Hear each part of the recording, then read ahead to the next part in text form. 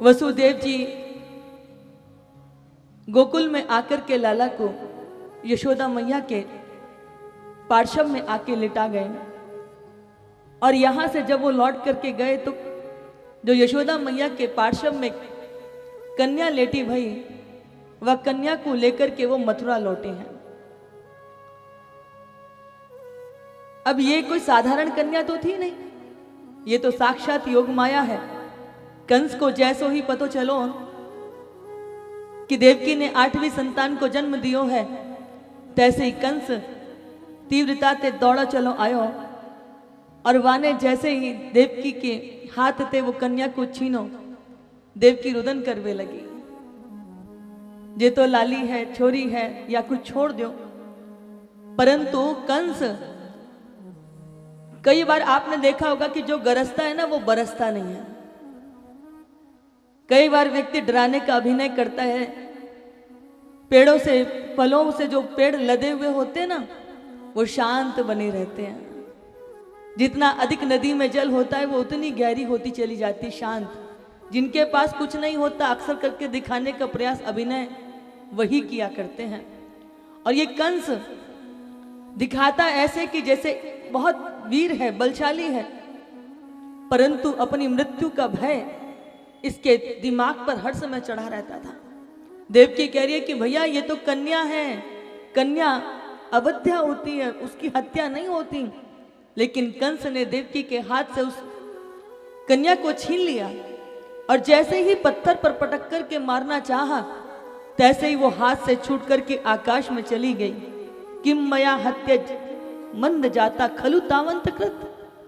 मूर्ख, तुझे मारने वाला तो ब्रजमंडल में पहले ही जन्म ले चुका है। जैसे ही सुना, कंस के पैरों से जैसे धरती सरक गई हो। इतना प्रयास किया उसके बाद भी वो जीवित कैसे बच गया? और ये साक्षात योग माया आकाश में चली गई। माताओं बंधुओं, कन्या अवध्या होती है। अभी न जाने कितने बार पुत्र के चाहत में हम कितनी कन्याओं की गर्भ में हत्या कर देते हैं। प्राचीन भारत में, और बहुत कोई प्राचीन भारत की बात नहीं कर रहे हैं, अब से कुछ वर्षों पहले तक एक एक घर में 8-8, 9-9 कन्या तक होती थी। सब अपना अपना भाग्य लेकर के चली जाती थी, परंतु कोई कन्या की हत्या नहीं करता था। 84 लाख योनियों को होकर के मनुष्य की देह प्राप्त हुई। उसमें यदि हम किसी जीव की हत्या करेंगे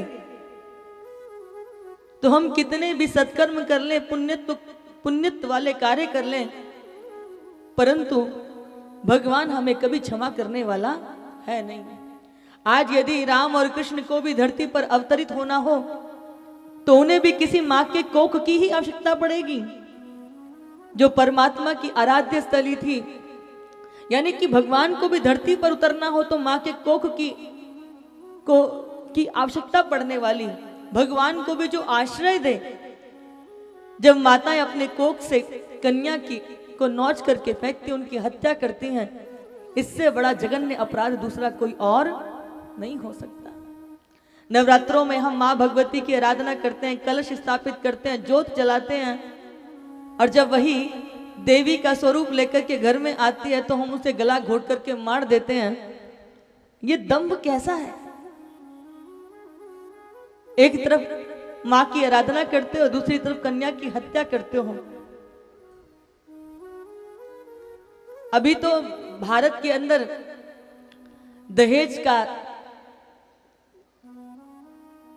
चारों तरफ ऐसा बोलबाला है कि शादी करते हैं कि पता नहीं बेचने वाला कार्य करते हैं।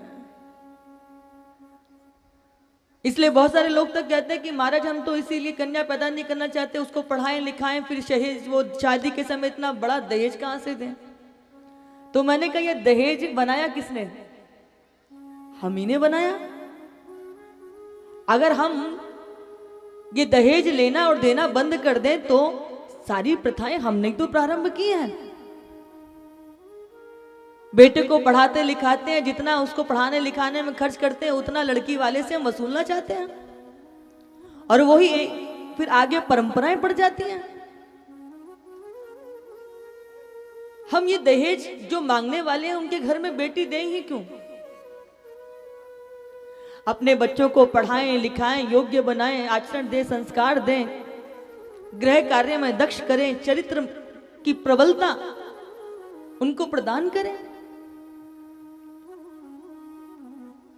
इसे संकल्प करें अपने जीवन के अंदर कि ना हम दहेज देंगे ना दहेज हम लेंगे। अपने आप ये दहेज का जो ये दानासुर है ना, ये अपने आप ही दूर हो जाएगा। और ऐसे दहेज के घरों में अपनी बेटियों को देने से अच्छा है कि घर में ही रख लो तो ज्यादा श्रेष्ठ है। भजन करें, कम से कम जीवन तो धन्य होगा। और जो भूखे भेड़िए होते हैं उनको कितना भी दे दोगे, पेट भरने वाला नहीं है। और उसी का परिणाम है कि सूरज बाद में निकलता है। न जाने भारत की भूमि पर कितनी सारी बेटियां आत्महत्याएं करती हैं, दहेज के लिए जलती हैं, फांसी के फंदे पर झूलती हैं। अरे भारत की भूमि की माटी ही इतनी दिव्य धन्य है कि यदि भजन करेंगे तो जीवन को अपना जो है वो सवार लेंगे, अपने जीवन को दिव्य भव्य कर लेंगे। वो मुझे एक कहावत याद आती है कि एक बार क्या हुआ कि एक घर में लड़की को देखने वाले आए। तो लड़का बोला मुझे लड़की से ना थोड़ी देर एकांत में कुछ बात करनी है।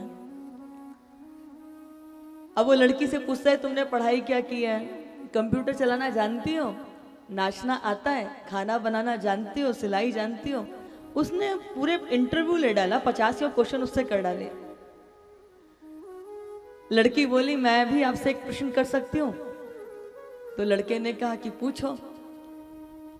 तो बोले ये बताओ कि आपको तबला बजाना आता है कि नहीं आता?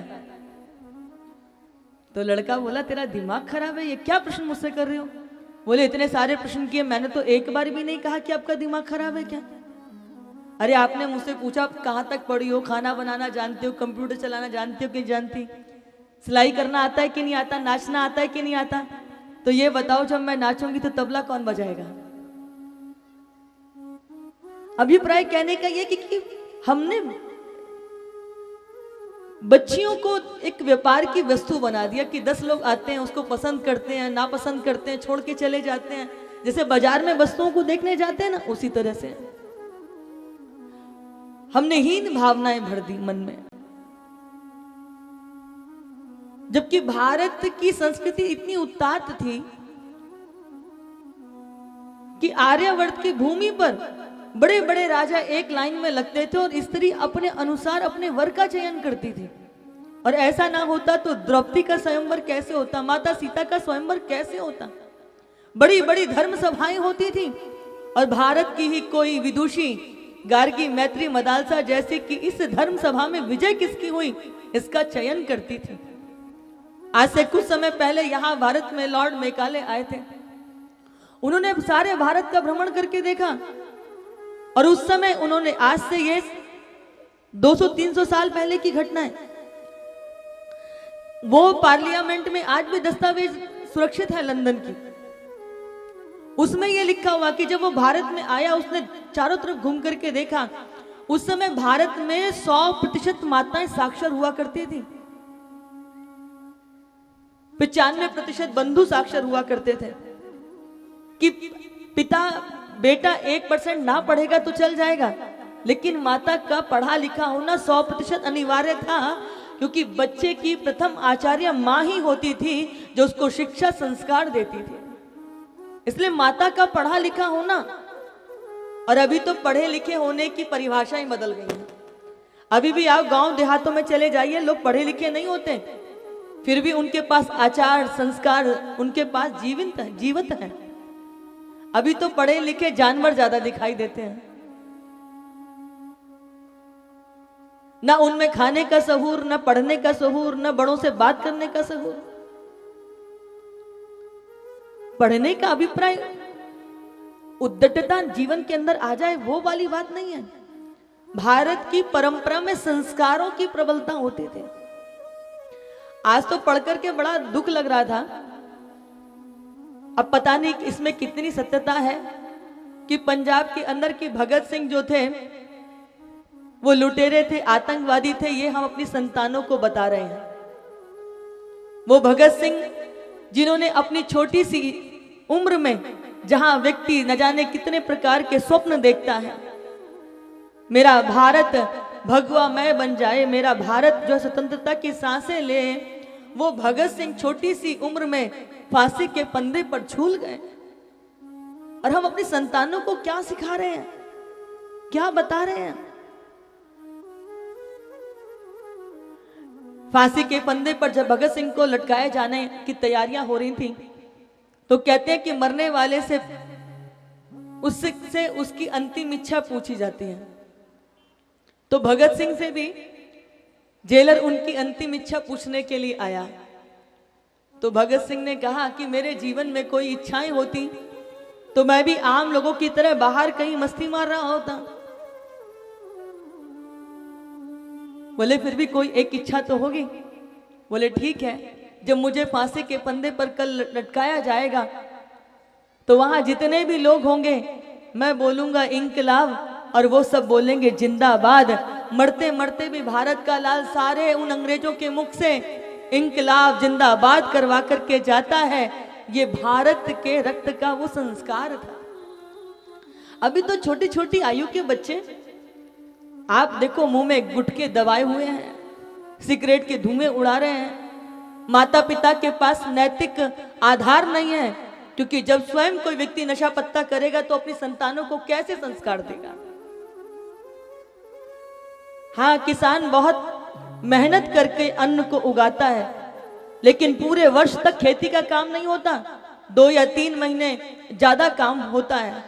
बाकी समय हम लोग ताश पत्ती खेलते हैं, या फिर हम जो है सिगरेट बीड़ी हुक्का पीते हैं। हमारे बच्चे वही करते हैं। ये पशुता जैसा जीवन है, ऋषियों जैसा जीवन नहीं है। हमारे यहाँ पहले घर के अंदर प्रातःकाल सब लोग रामायण का पाठ करते थे।